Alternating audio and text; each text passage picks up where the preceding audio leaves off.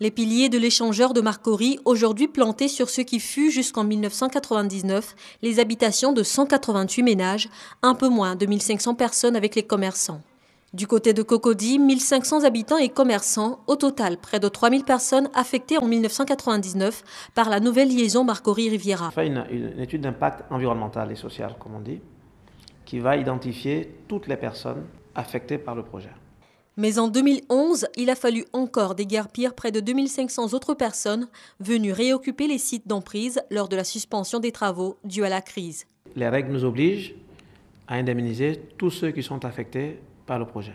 Les déguerpissements étaient assortis d'un plan d'action de réinstallation piloté par le BNET sous l'autorité de l'ex-ministère du Logement, du Cadre de vie et de l'Environnement. 2 vagues de déguerpissement, puis réinstallation et indemnisation qui auront coûté à l'État de Côte d'Ivoire près de 6 milliards de francs CFA. Les préjudices subis par ces personnes, c'est évalué par expertise. Il y a ceux qui avaient des activités économiques dans la zone du projet.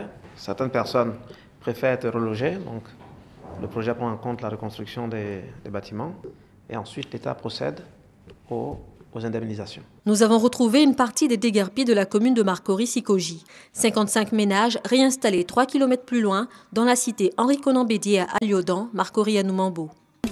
Les logements, il n'y a pas de problème, on est bien dedans. Prévu dans les réinstallations de la cité Henri Konan Bédié, la mise à disposition d'une école primaire et d'un marché non encore effective.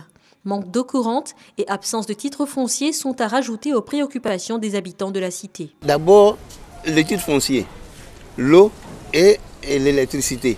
Après, l'école pour nos enfants. Il y a un terrain qui était réservé pour faire le marché. Ça y est là.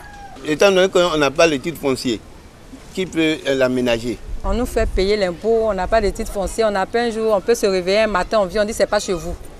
Et puis on nous déguerpit de l'endroit. 15 ans plus tard, ces propriétaires espèrent toujours donner à leur cité Henri Konan Bédié l'allure promise. S'il n'y avait pas ce 3e pont, cette cité n'allait pas exister. De toute façon, c'est bien fait là. On aimerait que notre cité soit aussi embellie de cette façon-là.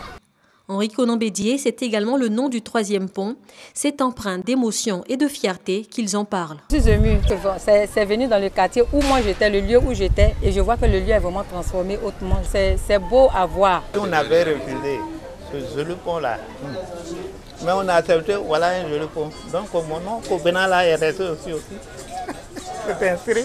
Une fierté, le pont d'un sacrifice heureux qui sera inauguré le 16 décembre prochain. Attendent d'être aux premières loges de cette cérémonie d'inauguration, les déguerpis du 3e pont.